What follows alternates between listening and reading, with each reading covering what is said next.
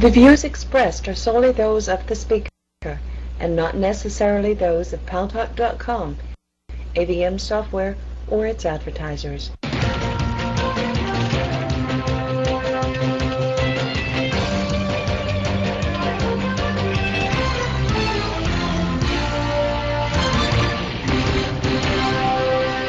News Talk is online. News Talk Online is a production of Paltalk.com, the largest multimedia interactive program on the internet with more than 4 million unique users, on demand on iTunes, on demand on YouTube, and on my blog, GaryBaumgarten.com, where you are encouraged to post your comments, whether you agree with yours truly or not. And thanks to our good friends at CRN Digital Talk Radio, we're syndicated to an additional 12 million households. I am your host, Gary Baumgarten. Welcome to the show. We have a great show for you here today, ladies and gentlemen. First of all, I want to say Happy Hanukkah to our Jewish friends, an early Merry Christmas to our Christian friends. Our second guest today is Stephen Kozin. Stephen Kozin is the attorney representing families of September the 11th, 2001 victims. He is suing on behalf of those families the Kingdom of Saudi Arabia for allegedly funding the attacks. He has been roadblocked every turn that he has taken, including by our very own government. Wonder why? We'll find out. By the way, this is the only place you get an opportunity to talk to Stephen Kozin. It's also the only place you get an opportunity right now to talk to my next guest, Fred Kaplan. He is the author of a wonderful book. You still have time to order it online and get it delivered, drop shipped to whoever you want as a gift. Because, you know, in this day and age when people are cutting back and not knowing what kind of personalized gifts to get their loved ones and friends, this is the one. It's called Lincoln, the Biography of a Writer. And I'm sure, Fred Kaplan, when you started to write this book about Abraham Lincoln, you had no idea that it would come out at a time when another native son of Illinois would be nominated and then elected president-elect of the United States of America, Barack Obama.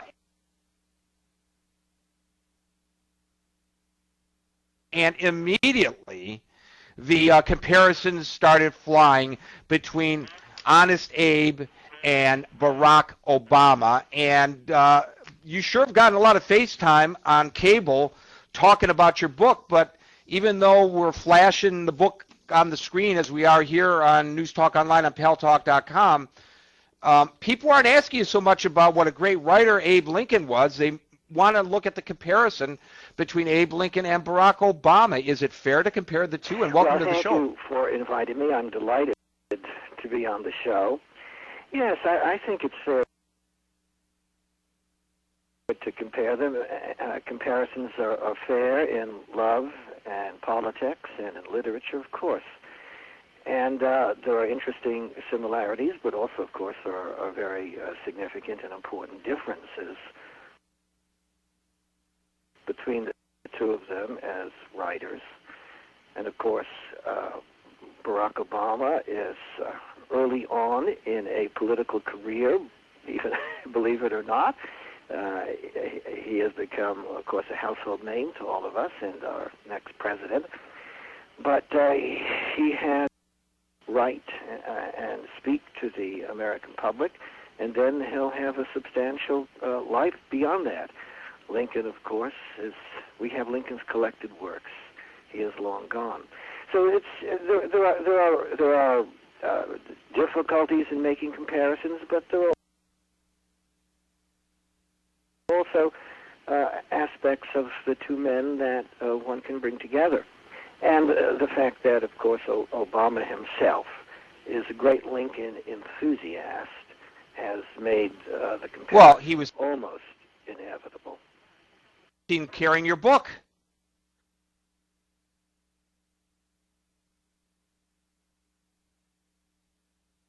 I have a picture of him carrying your book.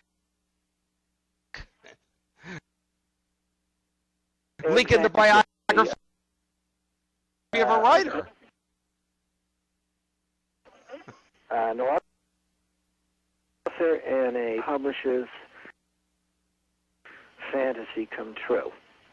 At one of his first major news conferences, after being elected president, a reporter asked, what have you been reading recently? And he said, I have been reading Lincoln for inspiration. Lincoln apparently clearly means a great deal to Obama. Lincoln has read, it's also the case clearly that he reads about Lincoln, and it just blew me away. Well, let me ask you, Fred Kaplan, author of Lincoln, the Biography of a Writer, to mind before we go to our callers. First, isn't it a good thing that the president-elect is studying of all his predecessors, Abraham Lincoln, in the States? But clearly this campaign fractured the country politically, and Abraham Lincoln was the great healer. He brought this union that Barack Obama has to do as well.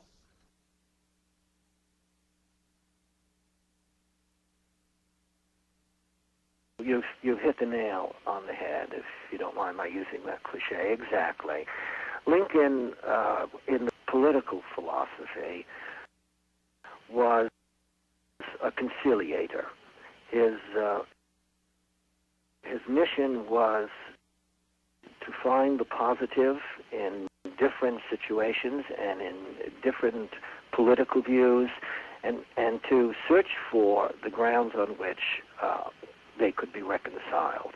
These differences could be brought together in some sort of harmony that would be in the interests of all the parties involved. And this certainly has been Obama's, this certainly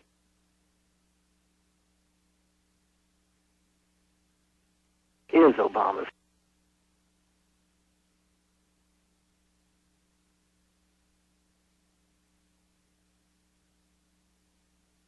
political philosophy.